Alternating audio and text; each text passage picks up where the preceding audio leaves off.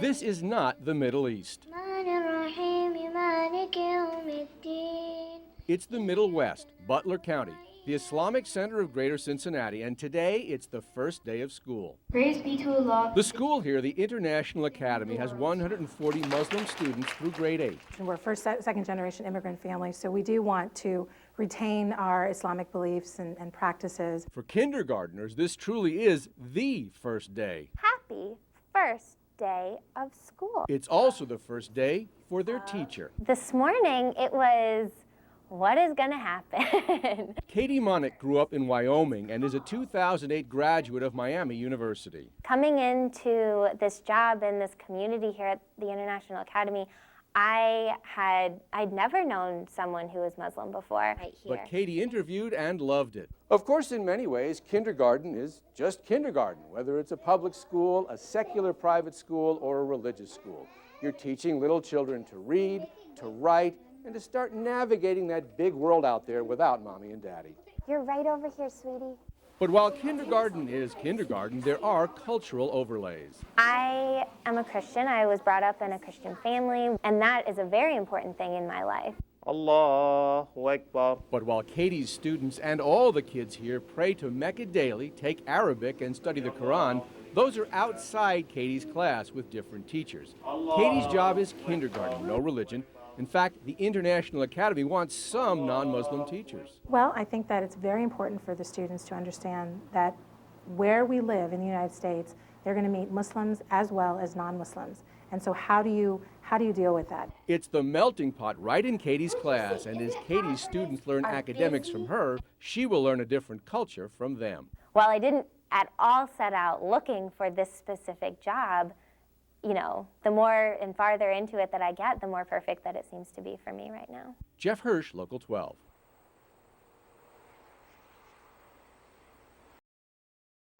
Yusuf, can I help you with this? Lunchtime at the International Academy of Cincinnati, but while the little kids are eating, Leia, would you rather peanut butter and jelly or a slice of pizza? the older students are in the gym or in a classroom playing educational games. What do you think is courageous? That's the definition right there. Martin Luther King. All right. These older students and Muslim adults are not eating all day for a month, the holy month of Ramadan, a time to purify the soul and do good deeds. Ramadan is the third most important pillar of Islam. It's where Muslims fast from sunrise to sunset, and Muslims also believe that the holy book, the Quran, was revealed during this time. I didn't know much at all coming into the school about Ramadan. In fact, the International Academy deliberately wants some non-Muslim teachers to expose students to the wider world. They understand that I am different from their parents at home. I'm a girl and I'm not covered, in their home that may not be the norm, or they may know that they go to the mosque with their families, but they know that I don't go with them to prayer. There's no pressure on Katie to fast. She eats with the other non-Muslim teachers. Katie's kindergartners eat too. Fasting generally starts in 6th or 7th grade. For the older kids who do fast, let's face it, it's not that easy. They do get hungry as the day goes on. But one thing it does, it reminds them that while they may be hungry temporarily, others in this world are hungry permanently. If you think of people that are suffering in Africa, most parts of Africa, you should thank God that you're actually going to break your fast at sunset, but they just sit there fasting all day. So you don't feel the hunger a lot when you think about them. Katie's students will learn that eventually. For now, it's just be good and help others, true in any faith. Jeff Hirsch, Local 12. Oh, to your desk, please. Yes. Hi. The start of school this fall was quite a day for brand new teacher Katie Monich and her students. It was Katie's very first day on the job, and for her kindergarten kids, their very first day in school, period. Come sit down right here. Find a seat. Katie and her kids were definitely in it together. What did I get myself into? I think that day one, they were just as, blindsided by the whole thing as I was. Katie, a 2008 Miami University grad, had learned a lot in student teaching, but when it's your class for real, the pressure is on. Well, the beginning of the school year, I would go home every night and be, scouring websites on how to teach kindergartners this or how to teach kindergartners this. And I realized sometime end of October that I wasn't doing that anymore. That's because Katie had figured out a system, a way to keep her students challenged in learning and herself organized and sane. Not that, it's a breeze, but compared to the first couple weeks of school, I feel like it's under control. What are we going to practice writing next? But beyond the normal learning curve for any brand new teacher, Katie Monich has a cross-cultural learning curve as well. Katie is Christian. Her school, the International Academy of Cincinnati, is Islamic, attached to the Islamic Center, the mosque in Westchester. The school has several non-Islamic teachers, so everybody discovers everybody else. It goes both ways. I've learned so much in that sense. But also, my students, I don't think they realized until October, November-ish that when they go to prayer, I don't go with them. And I think they noticed that, but they didn't ask anything. And one day someone said, Miss Katie, why don't you come to prayer with us? And, I said, well, I don't go to the prayer because I'm Christian. What? Do you celebrate Halloween? It was around Halloween time, and Halloween isn't something that many Muslim families celebrate, and that's on their minds because they see it out, at stores and on TV, and so they haven't put all of it together, but I've been getting more and more questions, and, it's something that I think we're just about ready to sit down and have a conversation about as a class. So that's coming, but for now, Miss Katie, that's what the kids call her, is concentrating on lesson plans and her students' academic needs. Of course, 5- and 6-year-olds have emotional needs too, so that reassuring kindergarten teacher hug is always ready, just in case. Bye. I'll see you in a little bit, okay? Jeff Hirsch, Local 12. Now, what's a good way to hold your folder? There you go. See you later. Thank you. See you later. Write your name on the part that's blank. In the 50s or 60s, these kindergartners would have had baby boomer names, Judy, Michael. In the 90s, Generation Y, Jennifer, Jason.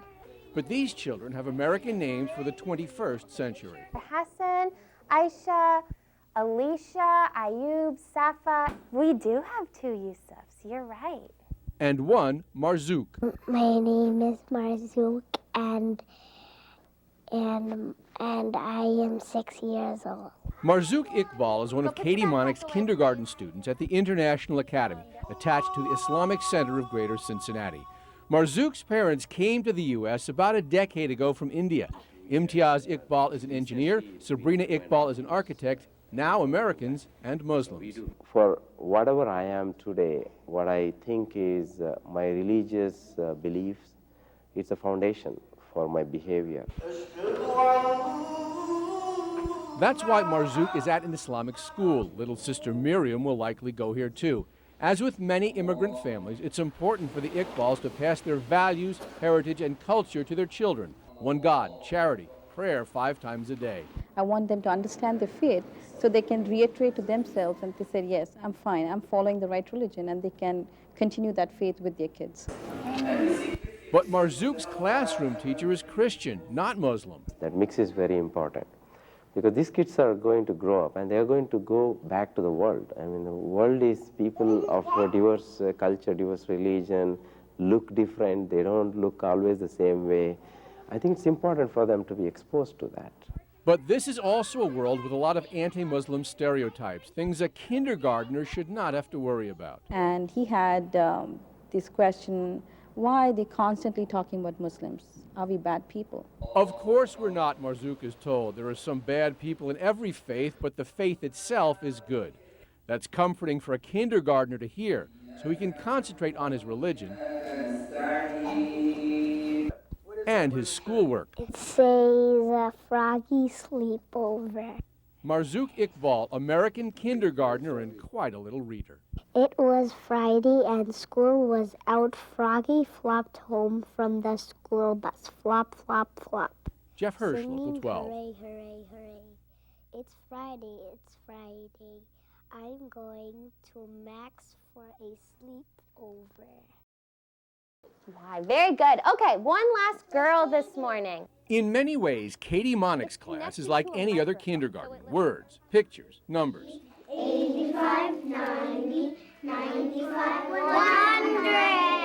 But the International Academy of Cincinnati is also an Islamic school, so one period a day, Katie's students with another teacher learn the language of the Quran, Arabic. Can we say together, eh, ooh, ee. And this is our long vowels in Arabic. But Katie's students get another language too, a bit anyway. Raise your hand if you remember how to say thank you in Dutch. Dutch? How did that get here? Well, Umber Chandragar, Katie's assistant teacher, was born in the Netherlands. Dank je wel. And what do I say? When you say dank je wel, I say alsjeblieft. Besides adding another language to the mix, Umber, who also spent part of her childhood in her father's native Pakistan, is a bridge between Katie, who is Christian, and the school's Muslim students and parents. My life revolves around Islam. Islam is very, very important to me. Besides helping Katie teach, Umber also teaches Katie. From day one, she's helped with things that I could never have done by myself or never could have known about the culture and the community. Like leading the children in prayer before a snack. Ameen. Say Bismillah. Umber and Katie are not just co-workers. They've become friends. You know, she's very open to learning about new things, like why we do certain things, why we don't do certain things. And to me, I mean, that's a great quality that she has as a teacher and a person. And that's a great lesson in any language. Jeff Hirsch, Local 12. Boys and girls, in about 2 minutes, we're going to get in alphabetical order. It's the last day of school at the International Academy of Cincinnati. Time for kindergarten teacher Katie Monich to get presents from her students. Thank you so much. Wow, can I have a hug? And time to reflect on her first year on the job. Did you think you'd make it? I hoped I would. You know, the beginning of the year, there's so much going on. I couldn't even picture what things might look like at the end of the year. The end of the year brought kindergarten graduation. Okay, boys and girls. Okay, boys and girls, we're all ready. It's time for you to be very quiet and be very good listeners. Are you ready? Okay. The beginning of the year brought a bit of, what have I gotten myself into? Oh, that goes in the back of your seat, please, Omar. Oh, here's your lunch. When you're sitting on the carpet, should you be hitting the person next to you? No. But as the year went on, Katie became more confident, more organized, a better teacher. Katie has grown so much over the year. I mean, just coming in as a new teacher, learning their names, they're so different from what she may be used to. Safa, Aliza, Ayman, Marzouk. Those are not the names Katie grew up with. Katie is Christian. The International Academy is Muslim at the Islamic Center of Cincinnati. Katie learns Islamic culture from the kids. The kids learn about the non-Islamic world from her. It just bridges that gap, and it brings us so much closer to achieving that goal of being one community and working together to achieve that. It's obvious as Katie's students receive their kindergarten diplomas that she's been a positive influence. When Aliza grows up, she would like to be a teacher. Congratulations, Aliza. And Katie's students have influenced her, too. They're people that I never would have met otherwise, and my life is so much richer because of it. I know so much more. You know, I feel like it gives me a broader understanding of not just Cincinnati, but of the world. On this last day of year one, Katie explained how graduation works. You move your tassel and then throw your hats. Good job. First grade, here they come. It's been a pleasure to teach your children. As for Katie, she'll be back in kindergarten next fall, and she's pretty darn happy about it. I went to school for 4 years to be a teacher. You know, was unsure at some points if I could do it, if I wanted to do it. And, you know, the end of the year comes, and, you know, it was a great year. I love the job of being a teacher. Jeff Hirsch, Local 12.